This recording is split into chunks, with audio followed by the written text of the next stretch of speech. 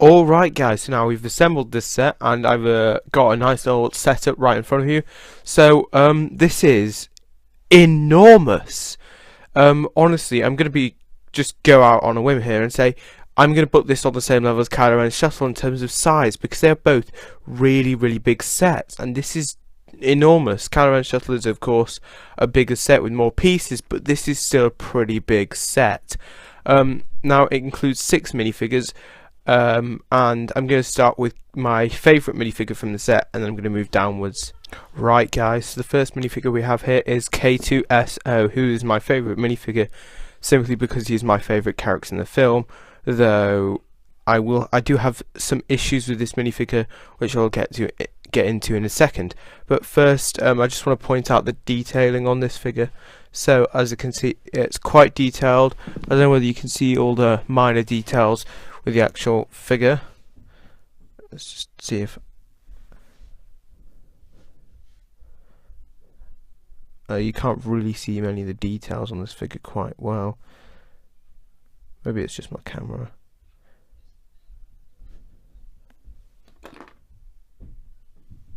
There we go. Right guys, so our first minifigure is K2SO, and I've got to be honest, I do have a gripe with this minifigure, but other than that it's perfect. It looks really nice. As you can see with the light shining on it, you should be able to see it better, but you can see a lot of the actual details on the minifigure's face.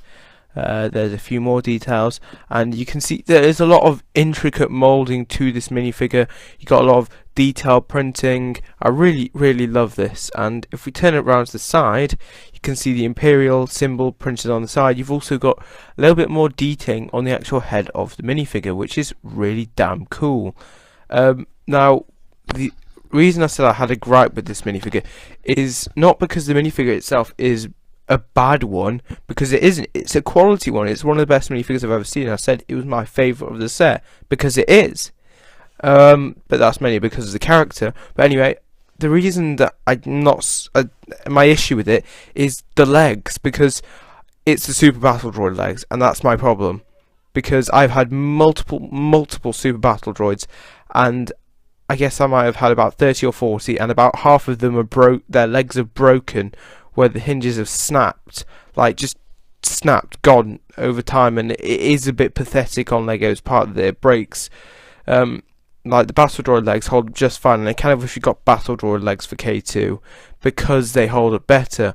But you know what, this is fine as well. I think it just looks very nice, the minifigure as whole. Now if I swap it around to the back, we can see it's got a single stud on the back for, well, I'm not really sure what for, but anyway, for anything in the future. Now let's move on to Bodhi Rook. Now Bodhi Rook is an Imperial pilot played by Riz Ahmed in the film, and I really liked the act. He seems like a great guy, and I think that this minifigure is an excellent representation of Bodhi, except for one small flaw, which I think is a big ball drop on Lego's part. They really dropped the ball with this one, because one of the big sort of things about Bodhi was he was an Imperial defector, and they really showed that because they had Imperial symbols printed onto the arms of the character.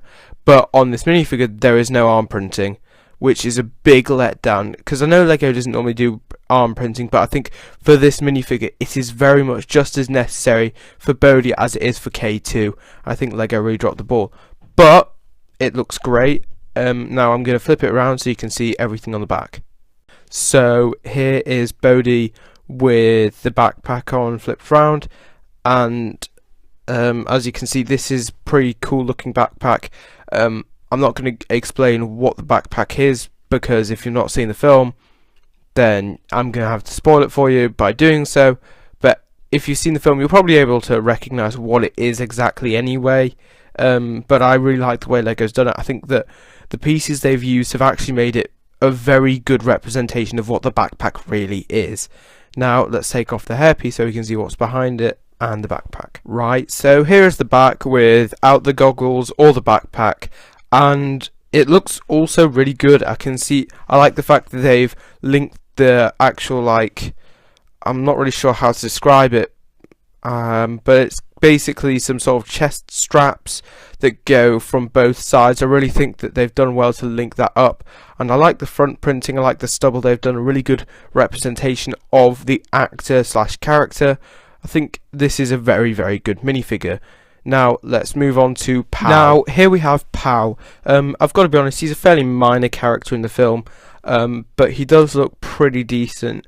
I love the leg printing and the torso print, which is very nice, and it's a new alien species, and we don't really get any aliens well, not any, but we rarely get new alien species. Like it was only in 2014, I believe, that we got our first Bith minifigures, despite the species being quite a classic for a very long time. And I think that LEGO has really gone out and made sure the Rogue One sets are really good, filled with new minifigures, especially Pow. So if I lift off the helmet, you can get a look at the whole like screaming face, and also just want to show you, this is quite a cool shape, if I'm being honest, for a helmet, and it doesn't actually have to be limited to Pow. You might want to use it on a Rebel Trooper in the future, or whatever you really want to use it as. So now let's flip it round. Now this is Pow with the whole minifigure flip round his helmet and his backpack. Now unfortunately, as you can tell, this is a sticker on the backpack because I'm terrible at putting stickers on. It looks very jaunty, and I think though the sticker, if it was a printed piece, it would be a lot better, but we don't always get printed pieces, as we can tell. But I think it looks really good as a backpack. I think the back of the head, the whole look of the back looks really good, and it looks even better the printing underneath. Now this is Pow's other face. He seems rather calm in this sort of look of him, and obviously you've got the printing on the back, which looks really, really nice. I think it works well with both the leg printing and the torso print on the front.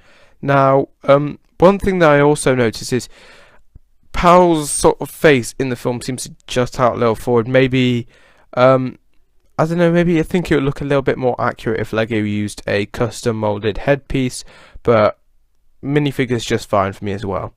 Right, let's move on to Director. Now, Director Krennic is a pretty damn good looking minifigure, and I really like the leg printing. I think it's quite, I mean not leg printing, torso print, because I love Imperial officers in all forms, and getting a white uniform is really nice and will be coming really handy for the Rise of the First Order remastered animation I'm doing. So I think this is very useful for me and anybody else who really wants this kind of thing. He does have his Director Krennic, I mean not Director Krennic, Director, oh I can't remember what it's called, badge sort of thing, and I think despite the fact that the legs aren't printed, I still think it works very nicely with the minifigure, and I love the new fabric capes they've got going on. Now let's flip this minifigure around. Now from behind we can see some nice printing on the back. It very much matches the front printing, it's quite continuous in flow around the whole minifigure. I really like it, and I just love the uniform as a whole. Now if I push down the fabric cape, we can see the back of Krennic's head. Unfortunately there is no double-sided print, which is a little annoying. And one final thing is, if they aren't going to include a double-sided print, we did see multiple shots of Krennic in the trailers and in the film itself with a black cap on, both in it with as a director and at the start of the film. Well, not start of the film, start of the trailers, where they see Galen and Erso, Krennic walking up to him from his shuttle in the trailers.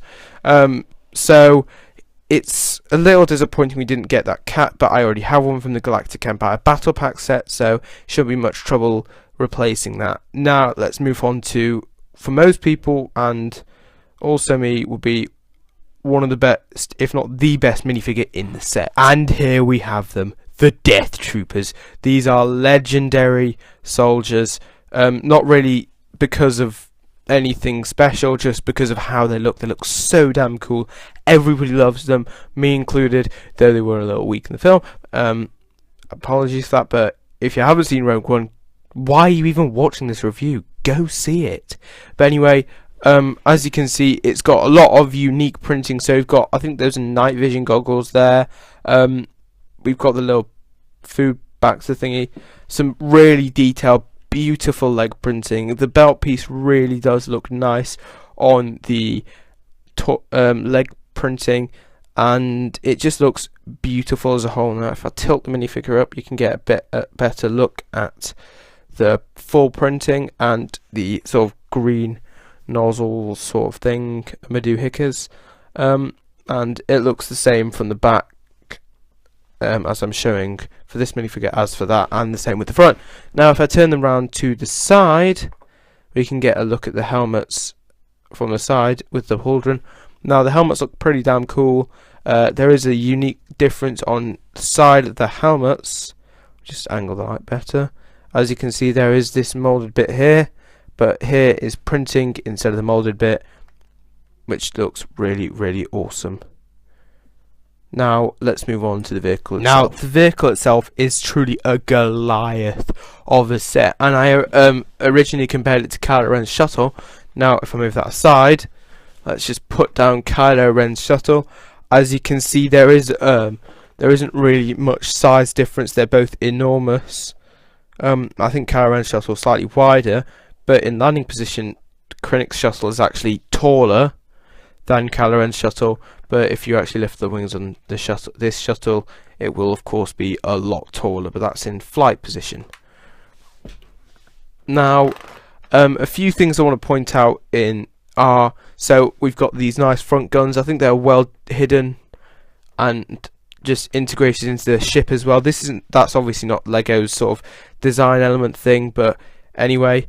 Also you can see the cockpit. This is a printed piece. This is actually printed over black on a translucent dark piece. Now let's actually get a closer look at the vehicle itself. So here we have the front section. Now I'm going to show you the main feature of the set. So first we fold down the wings. So of course the wings do fold out. Now if I lift it up, we can fold them out fully into flight position, which lifts it above where you can see, because it does actually open up pretty damn high. So that's the best I can do, I'm afraid, because of just how low the wings open. But anyway, let's pop that back down.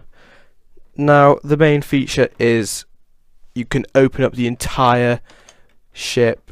So hang on, let's just start opening up here, then let's open up there, then the side panels open and fold outwards, and then flat down. You can open up the back panel as well, but it really doesn't make much difference. But it does give you full access to the interior, which is full of awesome details. Now the first thing I want to point out is these little control stations. They do have a sticker there. Hang on, can you see them better? Yeah. So those are the control stations, both for Krennic, who sits here, and for the Death Troopers. Now the rear seats for the Death Troopers don't actually have anything impressive to them, but behind them are some red clips which you can just see there at the very top of the frame, and that is where your blasters are going to go. So I'm going to grab my 2 Death Troopers, so Death Trooper 1, and take their blasters. Now let's just lift that back up. I'm gonna go and put them both at the back. You can clip them by the seats right here, but I will put Krennic's blaster there because I do have 4 Death Troopers. So normally I will have all 4 Death Troopers in there, just because it looks cool. So let's take Krennic's blaster and we can pop it right here by the seat. Then we take our 2 Death Troopers and they can sit at the consoles.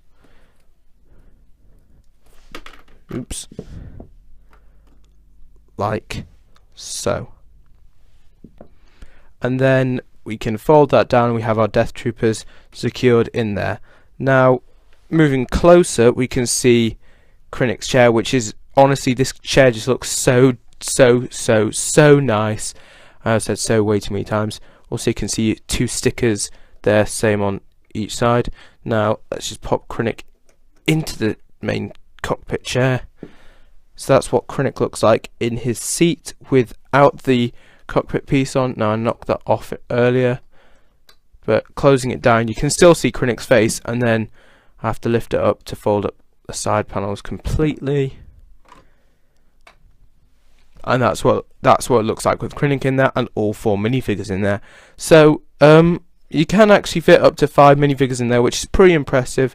So I've got Krennic and 2 Death Troopers in there, but I also have 2 other Death Troopers, which I, of course, have said I normally keep in there. Now let's flip it around to the back so you can look at the engine. Right, so here is the engine. As you can see, you've got a nice sticker detailing going on there, as well as the engines and some sort of axle pieces. It really does give it a lot of good detail for the actual rear of the ship. Now you can see a bit of red there, but normally you just see that, so you'd only see a teensy bit of red. Not sure why that's even showing, but it does look really nice from the back. And if we look up, we can see the whole wingspan goes pretty high. Now let's have a look at the landing gear, which is just down below. So I'm gonna show you right here. So they both move at the same time, which is very nice. Now you can push them forward for takeoff mode, which is just like pushing them forward, and lift it off. But you can also push them forward for landing mode.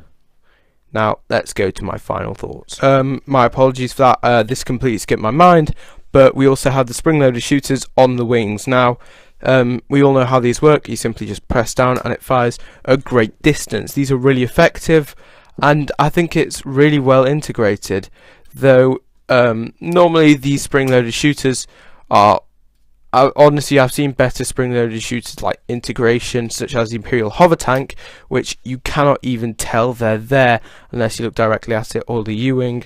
But this still looks really nice, and it's really easy to fire them, so that's a big play function for kids. Now, final thoughts. Right, so it's time for the final thoughts. Now, this is a huge set, and it is a little expensive. It is £80. But it's not overpriced. You are getting a good value. So, good on Lego for that. You get 6 minifigures. All of them unique and incredible. Good on Lego for that.